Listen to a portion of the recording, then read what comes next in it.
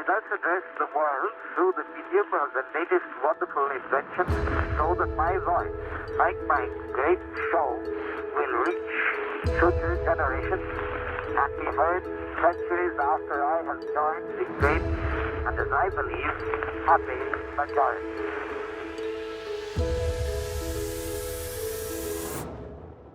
Welcome to Becoming Barnum, the journey to fame and fortune, a podcast presented by the Barnum Museum in Bridgeport, Connecticut.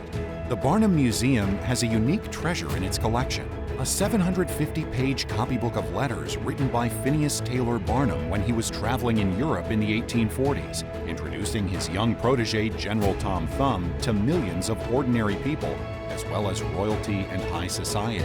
These letters offer a unique glimpse into the life of P.T. Barnum as a husband, father, mentor, and entrepreneur. Join us as we travel back in time and learn about the real person behind the legendary P.T. Barnum through his own words. If you enjoy this episode, we would appreciate it if you would subscribe to our podcast to help our rankings and support the Barnum Museum. And now, on with the show. My character and peculiarities so correctly portrayed. Having recently discovered that a bundle of Barnum's February 1846 letters in the copybook appear after his letters written in March, the situation suggested going back to look at several of our storylines to see if they could be updated with new information. Given the amount of newly found content, this review could take some time, but will be worth it. The skipped February letters, a total of 35 dating from the 1st of the month to the 21st, do answer a number of our questions and reveal more about General Tom Thumb's tour in Scotland, as well as Barnum's plan for their return to the London scene. They also provide additional insight on Barnum's angst and anxieties, such as his concern about the new play for General Tom Thumb. A couple of letters offer helpful documentation about the anatomical Venus Barnum had commissioned for his American Museum, and one of the letters, on a completely new topic, is entertaining. So let's begin. Barnum's agent in Paris was a Mr. Huet. Letters to Mr. Huet have appeared over a period of several months, but with their simple salutations like "Friend Huet," it was hard to figure out exactly what their relationship was until now. Within a letter of instructions Barnum sent to the proprietors of a shipping company on February 1st, we have confirmation of Huet's role as Barnum's agent. That same day, Barnum wrote Huet from Arbroath, Scotland, with directives to complete the payment and finalize the shipping arrangements for the anatomical Venus that he had commissioned. This particular letter provides more information about the Venus's origins than we had gleaned from Barnum's letter to Fortis Hitchcock, in which he was more concerned about giving advice on the proper presentation and advertising of the Mademoiselle, as he called the life-size wax figure. Barnum told Huet that he had just heard from the model maker in Paris and learned that his Venus was now, or very soon to be, completed by February 4th. Barnum thus directed Huet, "I wish you therefore to get a proper person to examine it, and if it is finished according to agreement, then I wish Monsieur Ainé to pack it in the very best manner, for which he is to be paid according to the treaty which you hold." Barnum had agreed to pay 2,500 francs and was thrilled at this discounted price. When he first investigated the possibility of having a Venus made in Paris, he reported to Hitchcock that the model maker's usual fee was 4,500 francs. Monsieur Guy Ainé's waxworks was located at No. 4 Rue de l'École de Médecine, Road of the School of Medicine, in Paris. Of note, Ainé's location was in close proximity to the studio, or what would soon become the studio, of anatomical model maker Monsieur Pierre Vasseur at No. 9. However, it is not clear whether Ainé's and Vasseur's studios existed at the same time, nor whether they were strictly competitors.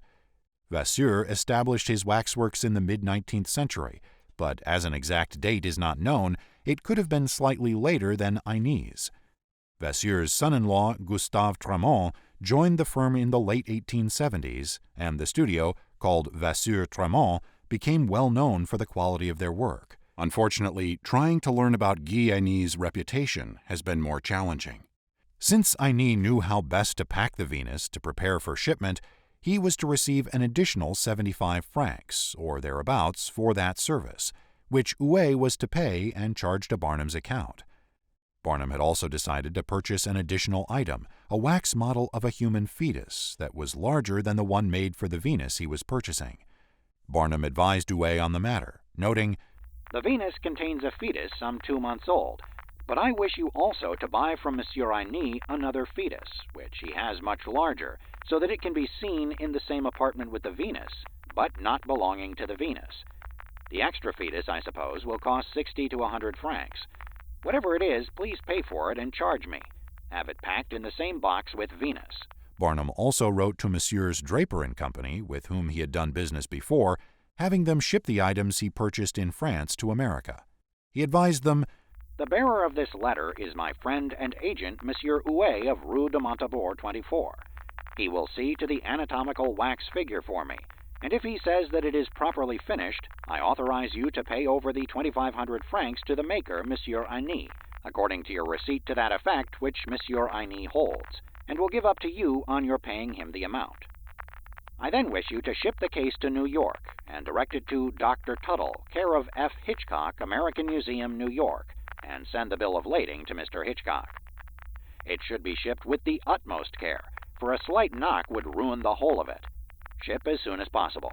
18 days later, Barnum wrote again to Messrs. Draper, mainly concerning another business issue. But again he stressed the imperative that his Venus be shipped with the greatest care. As if this needed further explanation, he added, "If Mademoiselle should happen to get her nose broken or her eye gouged out on her passage across the Atlantic, she would be received with no favor by our New York bucks." It is hard to imagine how such a delicate and complex item as the wax figure, with its equally delicate components, could make it across the Atlantic in a sailing vessel without sustaining damage, especially during a winter crossing. Barnum was clearly concerned about this risk, but we do know that if any damage did occur in transit, it did not ruin the whole of it, for the American Museum was advertising the Anatomical Venus exhibition in the New York Tribune by May 18, 1846, and for at least 2 years after. On a different subject, you may recall that Barnum had penned an uncharacteristically short and seemingly brusque note to his friend and agent Mr. Brettell in London. Weeks had passed, and he still had not received the second act of Albert Smith's new play for General Tom Thumb. His note of February 21st remarked, "It is really too bad that the General does not get the new play. It will be many pounds out of our pocket if he don't learn it before arriving in London." The plan had been for Smith to get his manuscript to Brettell, who would print it up and send it to Barnum while the tour of Scotland was in progress. This would give young Charles Stratton the opportunity to learn his lines before the entourage's return to London, where the play would open. Barnum was quite frustrated that they had only received a portion of the play, and his note to Brettell almost implied that he might have failed to print it or to send it. But in this bundle of February letters we find one written to Albert Smith on the 4th that clarifies where the fault lay, and it was not with Brettell. Barnum was frank in his letter to Smith. "We have never received the whole of Act First yet of Hop o' My Thumb. Mr. Brettell writes me, January 31st, that he has only just received the balance of Act First from you. The General will open for the last time in London on the 5th or the 10th of March, and I want very much to have him up in the piece before we arrive in London. He is perfect in all that we have yet received. I hope you will push the thing ahead as fast as possible. I shall be in London myself in about 3 weeks from today. Please employ the proper person to arrange the music.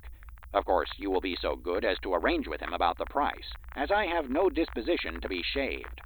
We shall be glad to get the property man of Drury Lane Theatre, Mr. Blaymeyer, to make the properties, but he cannot do so till he takes the measure of the General after we arrive. Please bear in mind the Yankee motto, 'Go ahead,' and much oblige." Perhaps to keep Smith in good humor and encourage his prompt attention to the matter, Barnum added the cheerful postscript, "The General begs you to remember that he is a brick. He is very proud of your compliment. He sends his little love. He is really first rate." And now for a little entertainment. Let's enjoy a letter Barnum sent to one Mr. John Boyd, Esquire, of Aberdeen. The letter was written on February 8th, the last day of the entourage's stay in that city. Apparently, both Barnum and his young protege, and perhaps others in the group, had been to see Mr. Boyd, a noted phrenologist. Phrenology is a pseudoscience that studies the bumps and depressions on the human head, and based on their size, shape, and location, the phrenologist determines the character and mental capacity of the individual. Having a reading done by a phrenologist was a popular pastime in the 19th century, especially in America.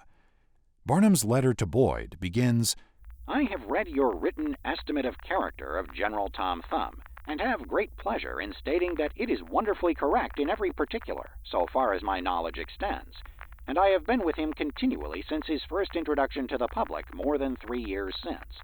As it turns out, Barnum not only got his own estimate of character from Mr. Boyd of Aberdeen, but reveals that he had many others done before, to which Boyd's conclusions compared favorably. He told Boyd, "I am also constrained to add that although my own head has been repeatedly examined by the Messrs. Fowler of New York and several other phrenologists at various places and periods, I never before heard my character and peculiarities so correctly portrayed and explained as they have been by you, to whom I was a total stranger." He closes his letter with a line we have not seen used in any other of his letters. "I have the honor to remain with sentiments of the highest respect and esteem." This suggests that he took Boyd's estimates of character seriously. Lorenzo N. and Orson Squire Fowler, the Messrs. Fowler to whom Barnum refers, had their office at 131 Nassau Street in New York, near the American Museum, and they were very well known in their day. The two brothers, as well as Lorenzo's wife, Lydia Folger Fowler, one of the first female doctors in America, gave lectures around the country and taught the science of phrenology. The Fowlers are credited with greatly expanding the popularity of phrenology. Even so, one of the brothers, Orson, is today more often remembered for advocating the benefits of building octagonally shaped homes, which he promoted in 2 books. Many men who were far more famous than Barnum in the 1840s had their cranial bumps read, so he was certainly not alone in his curiosity about phrenology and willingness to believe a good reading. Interestingly, the American Museum advertisements of this period, the mid-1840s, regularly advertise a Madame Rockwell fortune-teller, though Barnum was probably not taking her predictions as seriously as Boyd's estimate of his character.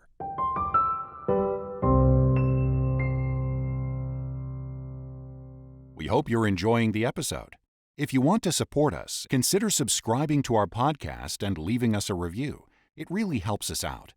Now, let's dive into the next segment. Names and Illusions.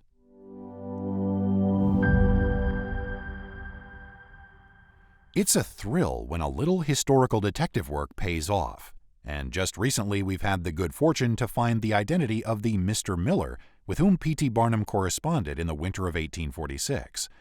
Like magic, this information opened the door to another storyline, Barnum's connections with illusionists. Since Miller is a common surname, the chances of discovering the identity of Barnum's correspondent seemed low.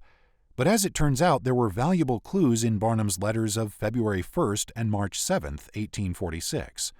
Miller was located in Glasgow, was in some way connected to a theater, and Barnum had hired him as an agent to keep tabs on the family with 2 exceptionally large boys, the fat children whom he proposed sending to America costumed as Scottish Highland brothers. Barnum had directed Miller to have a large advertising banner painted, to be mounted outside the American Museum, and that he teach the boys to perform a mesmeric trick so they could also entertain audiences. Putting those bits together with a few new clues discovered among the out-of-sequence letters furthered the quest and has led to a better understanding of Barnum's network. But before we get to Mr. Miller's story, a few words about names and identities, which form a sub-theme here. It has been surprising to learn from several of Barnum's letters that he did not know the full names of men with whom he was conducting business. Surely people had the equivalent of modern business cards to share, calling cards, but perhaps these only used the person's title and surname without their given name. It seems odd that someone as business-oriented as Barnum would not have asked a man's full name upon engaging in business, and likewise in the case of the lawyers who tracked him down after the accident in the Airdrie Theater. In several cases, this oversight caused wasted time and aggravation because Barnum was unable to obtain postal orders, money orders, and have them sent to people whom he needed to pay. The post office refused to make them out with only a surname. This was also the case with Miller, whom Barnum had directed to give money, as needed, to the mother of the Fat Brothers, a modest sum Barnum was providing to support the family until they sailed for America in April. Barnum's workaround to the predicament was to have a postal order made out to his secretary and advertiser, a Mr. Sheffield, who was in Glasgow at the time, and could thus get the money to Miller.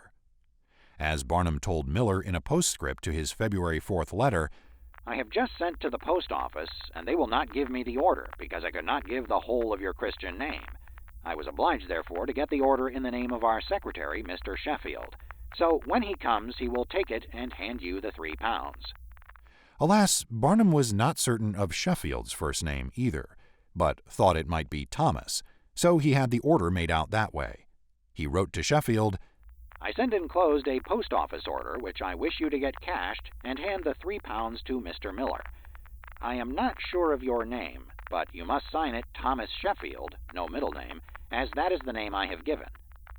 Ironically, Sheffield might not have even been the man's real last name, for in Barnum's March 8th letter to Fortis Hitchcock, he responded to information from Hitchcock by putting Sheffield's name in quotes. "Thank you and Titus for your hints about our advertiser, Sheffield. I thought as much." No more is said, so Mr. Sheffield's story and true identity remain a mystery. Then there was the 4-page contract Barnum was preparing for the mother of the Scottish Highland boys to sign. Barnum had written a first draft and sent it to Miller to review and add the necessary legal language at the end. That necessary language would state what would happen in the unfortunate circumstance of either or both of the boys becoming ill, incapacitated, or even dying during their U.S. tour. There is a good deal to be learned from the contract. We've already discovered that Barnum would be paying for all the expenses of the family, not only travel, lodging, and board, but also for their laundry. The contract also tells us that should a tour outside of New York necessitate leaving the toddler siblings behind, he would pay for the child's care while the mother was on the road with the older boys and her baby. Interestingly, it states that under the direction of Barnum's agent, the mother was to keep said children, crossed out, infant boys properly washed, cleaned, fed, and clothed, and in fact shall do all in her power to render their exhibition neat, clean, and respectable. Although it might not have been rare at that time to state a standard of hygiene, this inclusion implies that the family was not accustomed to regular bathing and having clean clothes, due to their impoverished circumstances.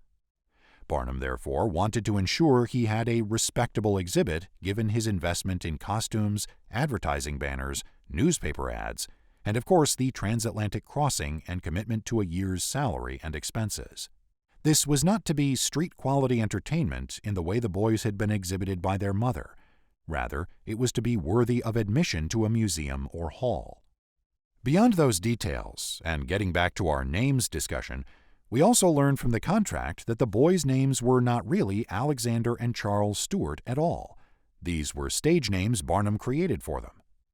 Barnum seemed uncertain even of the mother's name, referring to her in some portions of the contract as Mary Oscroft and in others as Mary Osgood. He did realize that she was widowed, but he did not know her late husband's name, and he wondered about the boys' names being Philip and Michael Cusack. Were they from a previous marriage? He left the sentence defining her relationship to them incomplete, and the names of the younger child and baby are not mentioned at all, despite the fact that they would receive benefits under the terms of the contract. However, Barnum generously directed Miller to make any alterations or additions which she, the mother, may desire, if they are just, and return the draft to him, whereupon he would have the contract prepared by a lawyer. So who was the Mr. Miller of Glasgow? It turns out he was David Prince Miller, born in 1809 and died in 1873, a man with quite an interesting life story who wrote about his struggles and achievements. His book is titled The Life of a Showman, and was first published in 1849 with several subsequent editions. At the time Barnum was corresponding with Miller, he was the owner of the Adelphi Theatre in Glasgow.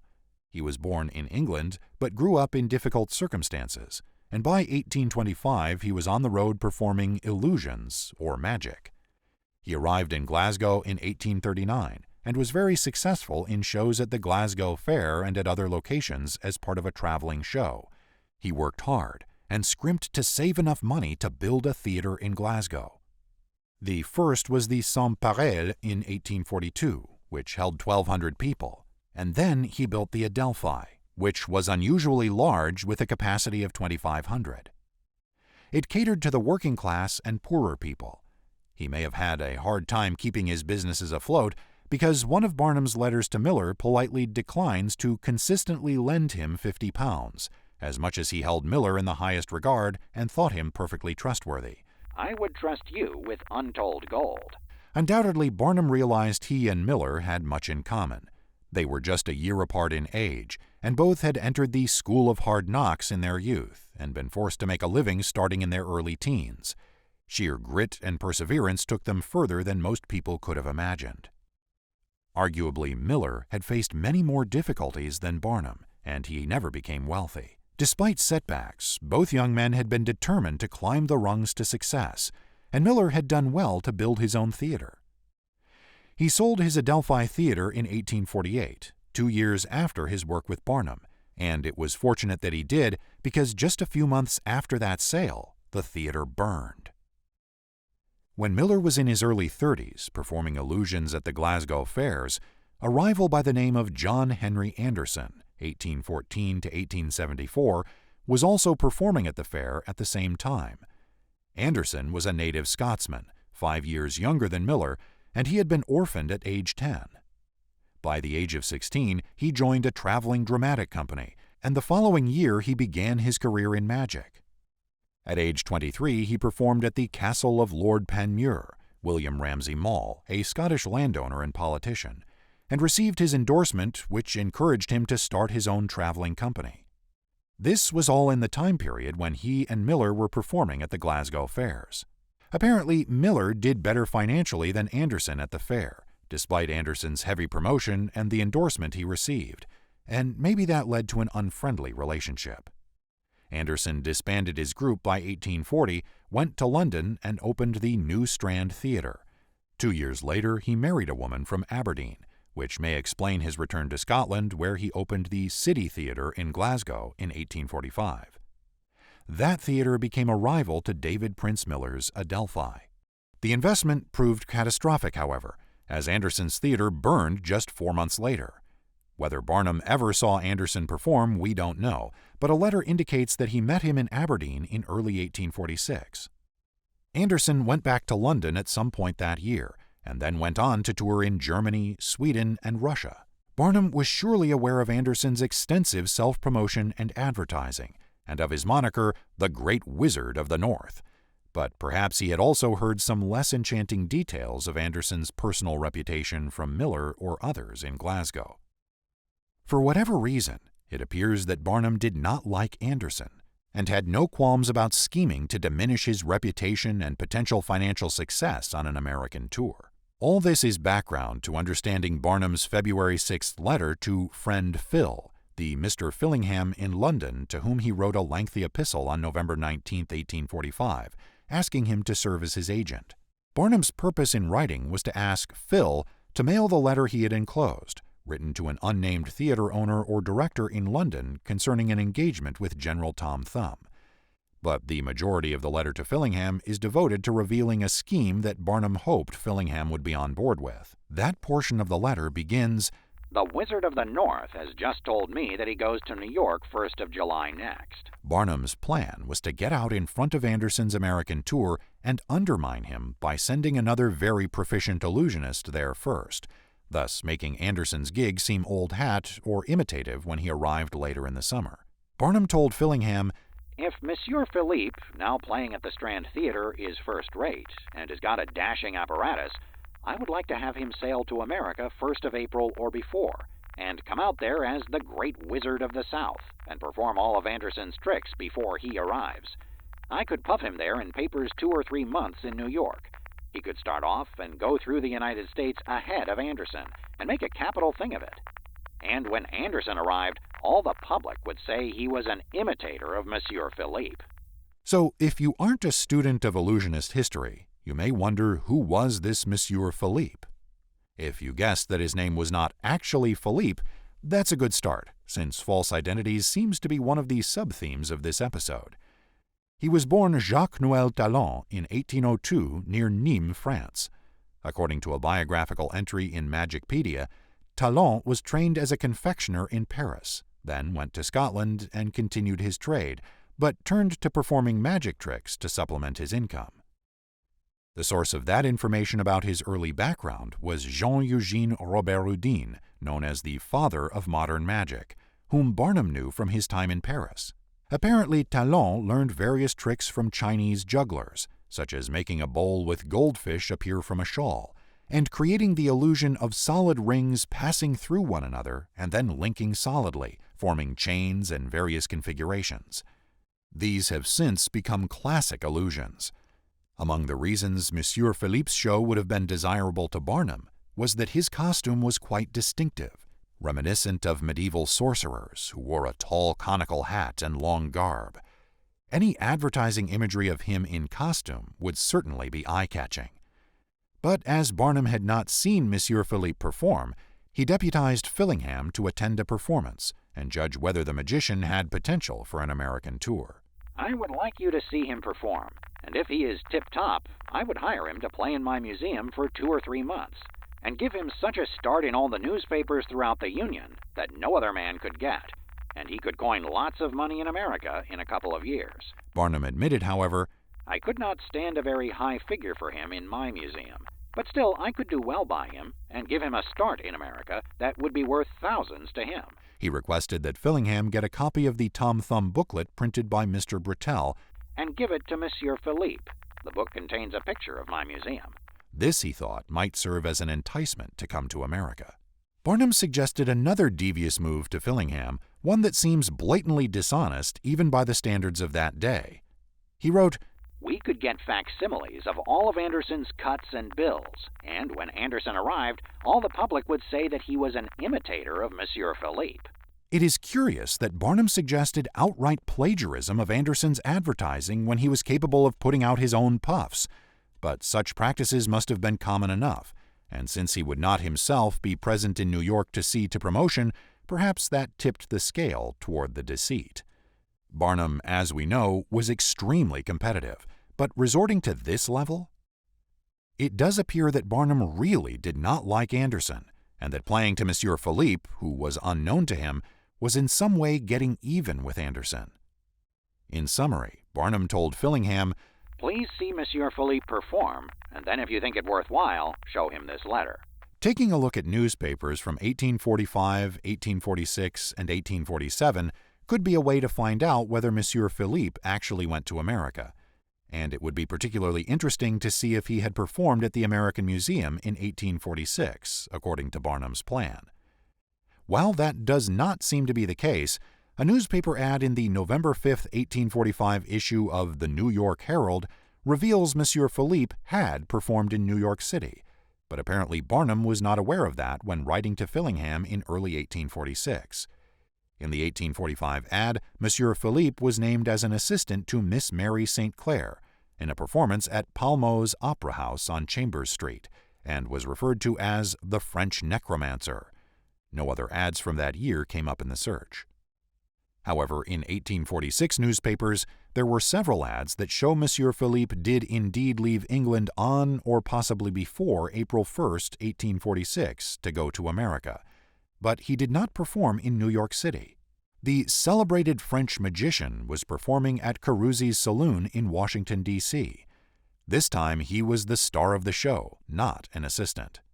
An ad dated April 11, 1846, announces a soirée mystérieuse of grand scientific illusions beginning April 13th, and which was to be only 3 evenings, Monday through Wednesday at 8 p.m.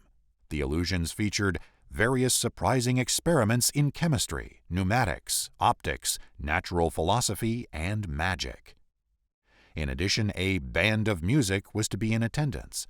Admission was 50 cents, half price for children under 10. That's twice the price of admission to Barnum's museum. Unsurprisingly, the shows did not end on Wednesday as the ad stated, but continued on for another 3 evenings, Thursday to Saturday, April 16th to 18th. This was a promotional trick to incentivize attendance in the early part of the week. The ads for the April performances appear in newspapers serving Washington, D.C., Baltimore, Maryland, and Alexandria, Virginia.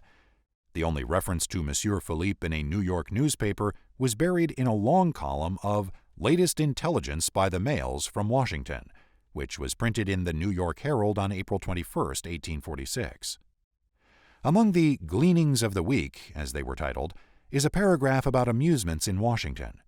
Listed in the recent entertainments were Howe's Circus with Dan Rice and equestrian Marie Macart, a splendid grand opening ball in the new hall of the Odd Fellows, the Conjurations of Monsieur Philippe at Carusi's, and the debates in Congress. From this research, albeit limited, we are inclined to think that Barnum's scheme to bring the magician to America did not work out, at least not in this time frame, and possibly never. Perhaps, unbeknownst to Barnum, Monsieur Philippe already had a contract in place with Carusi. Unfortunately for Barnum, who was also seeking attractions for his newly acquired Peale's Museum in Baltimore, he missed out on having Monsieur Philippe perform there and in New York, and clearly the ploy to undermine Anderson didn't amount to anything. Whether Barnum ultimately felt Anderson bested him, we'll have to leave to the imagination. Thank you for listening to this episode of Becoming Barnum, The Journey to Fame and Fortune. Support for this episode is provided by the City of Bridgeport American Rescue Plan Act funds, People's United, a division of M&T Bank, and the Connecticut Humanities and National Endowment for the Humanities. The podcast was produced by the Barnum Museum and based on the blog series Barnum's Letters from Abroad by Adrian St. Pierre. Editing and sound design are by Rui Pino, and narration is by William Saris. Kathleen Marr is our executive director, and John Swing is our COO. If you enjoyed this episode, please subscribe to the podcast and visit our YouTube channel for behind-the-scenes presentations of our collections and more stories about the legendary showman. Connect with us on social media and let us know what you think. Please tune in next time as we continue our adventures with P.T. Barnum.